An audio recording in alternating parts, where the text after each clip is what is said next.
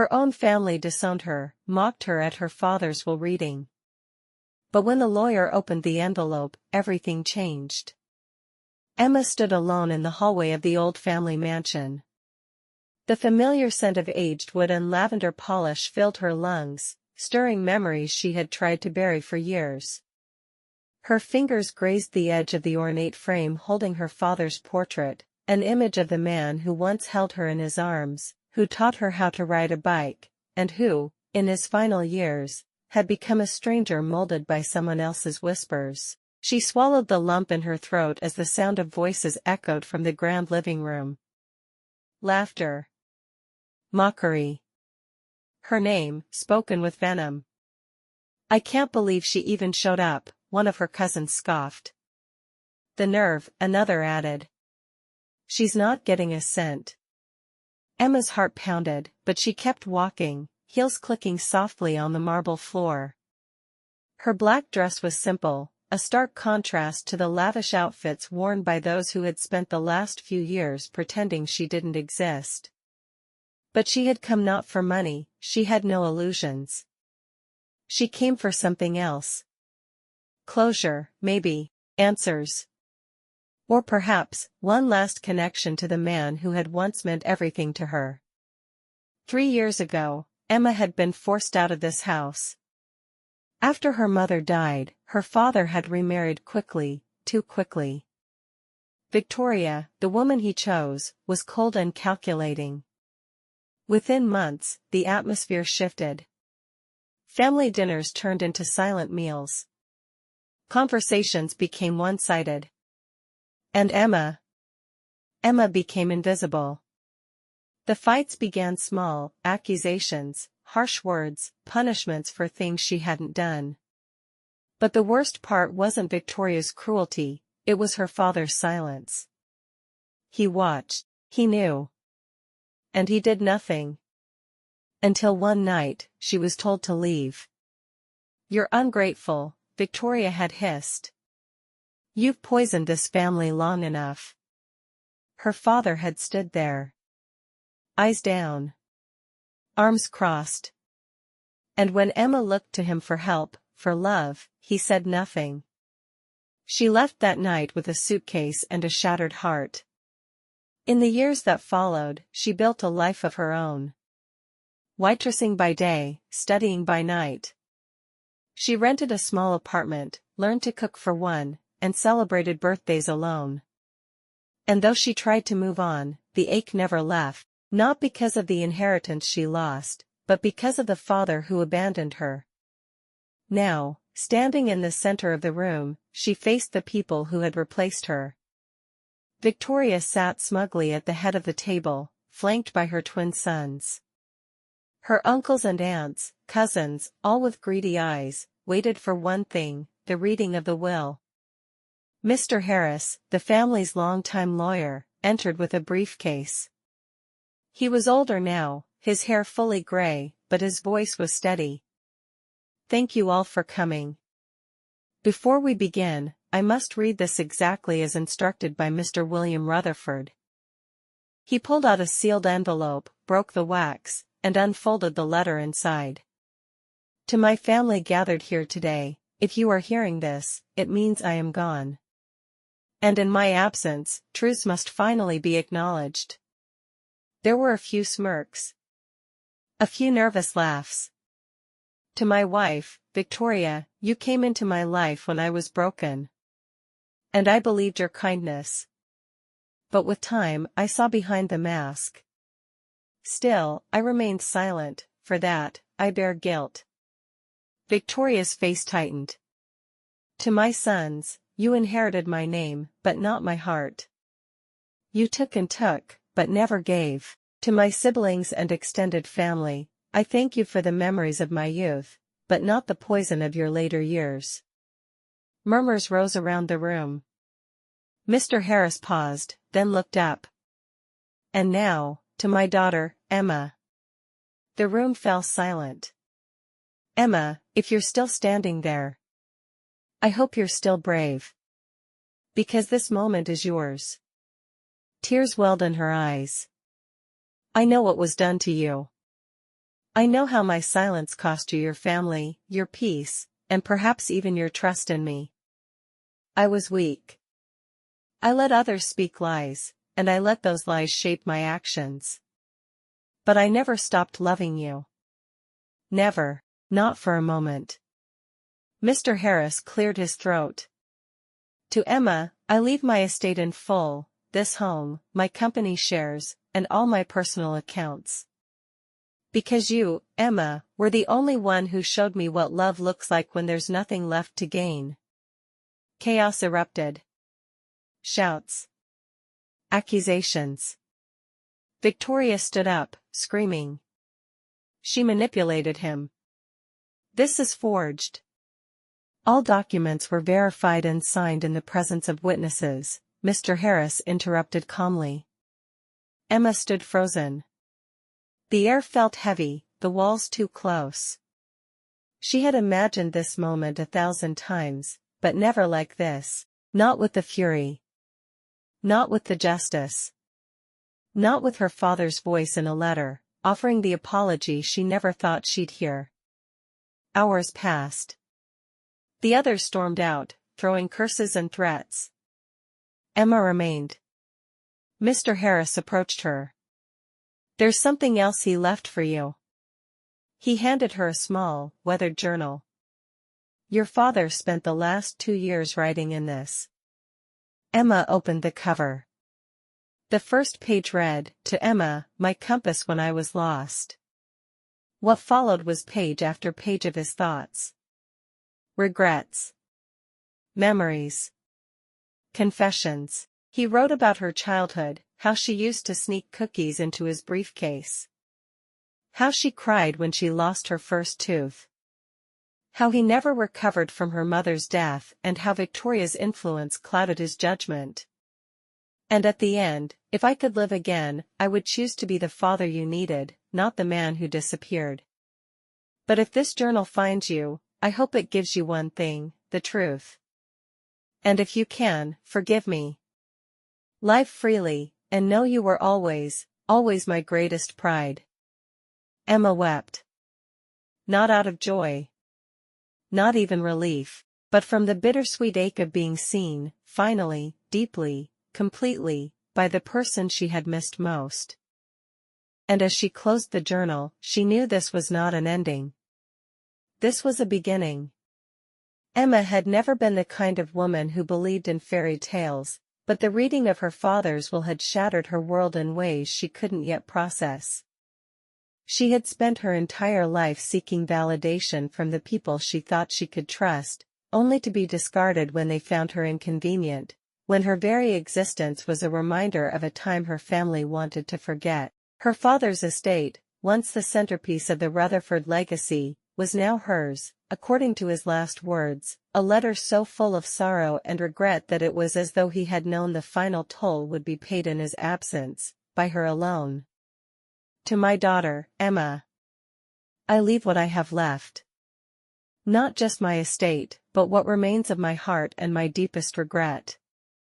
The words echoed through her mind like a haunting symphony, each syllable stirring a mixture of confusion, anger, and pain that had festered for years. The will reading had been public, her relatives sneering at her as if she were nothing more than a ghost who had finally come to claim her inheritance, and yet the last gift her father had given her was not money or power, but a chance to reclaim the legacy she had been stripped of so many years ago. For all the bitterness she had stored inside her for decades, for all the years she had wished she could erase from her life, her father's dying wish was for her to take control of Rutherford Industries, to rise above the ashes and claim what was rightfully hers, even though the company was now a hollow shell of what it had once been. Victoria, her father's business partner and her stepmother, had been left with nothing but empty promises, and the moment the will was read, Emma knew that the battle for the company was about to begin. She could feel it in the air, a silent tension that hung over the room like a storm cloud, and in the pit of her stomach, she knew her life was about to change forever. That night, alone in the study with her father's journal in hand, Emma pored over every word, every line that had been scrawled with the shaky hand of a man who had loved his family but had been too proud to show it, too afraid of the consequences of admitting he had failed them. Her mind raced with the enormity of the task ahead. The family she had once hoped to reconcile with was now the very enemy she would need to face in order to reclaim the legacy that had been stolen from her.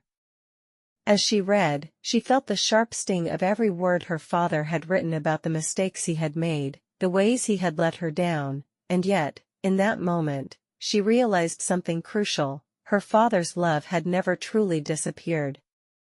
It had simply been buried beneath the weight of his own guilt and shame. He had fought so hard to keep his pride intact, but now, in his final hours, he had left her the tools she needed to rise from the ashes. Emma wiped the tears from her eyes, her resolve hardening. She would not let this be another chapter in her life that ended in heartbreak. She would fight for what was hers. The next morning, she stepped into Rutherford Industries for the first time in years, feeling the weight of her father's legacy pressing down on her shoulders. The building that had once been a symbol of the Rutherford name now felt cold and unwelcoming, the glass walls reflecting the harsh reality that Victoria had taken control. But Emma was no longer the fragile girl who had been cast aside. She was a woman with a mission, and she wasn't going to let anyone, least of all Victoria, destroy the legacy that had been left to her. She could feel the eyes of the employees on her as she walked through the halls, their whispers following her every step, but she refused to be intimidated. She had worked too hard to get to this point. She had endured too much to let anyone stand in her way. When she met with Mr. Harris, her father's trusted lawyer, she could see the concern in his eyes, but also a flicker of hope. "The battle will be long," he said, "but you're not alone in this. Your father trusted you, and so do I." With his help, Emma began to unravel the tangled web of deceit Victoria had spun over the years. The legal fight was grueling, with Victoria using every tactic at her disposal to undermine Emma's efforts. But Emma was determined. Every meeting, every negotiation, every confrontation with Victoria felt like a step closer to reclaiming her place in the world her father had built. She dug deep, using the strength she had learned from years of fighting for survival, from years of being underestimated, and with each passing day, she began to realize that the woman she had become was not just someone seeking revenge but someone worthy of taking control of her destiny. The emotional toll was enormous, though, and there were moments when Emma wondered if the fight was worth it. Memories of the past haunted her, and for a brief moment, she considered walking away, just letting the company go and starting over somewhere far from the mess her family had left behind. But deep down, she knew there was more at stake than her personal pain. There was her father's legacy, the future of Rutherford Industries, and the hope that, one day, her work would leave a mark on the world that could never be erased.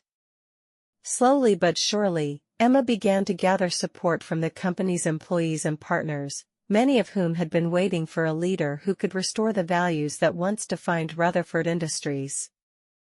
But Victoria was relentless, and her sons were just as determined to hold on to the power they had taken from Emma.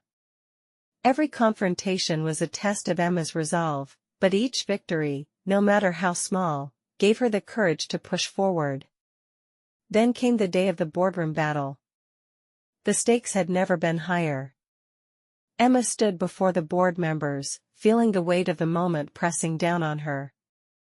Victoria was seated across from her, her expression one of disdain, but Emma could see the cracks beginning to show. The lies that Victoria had told to hold on to the company were finally unraveling, and Emma knew this was the moment that would define her future.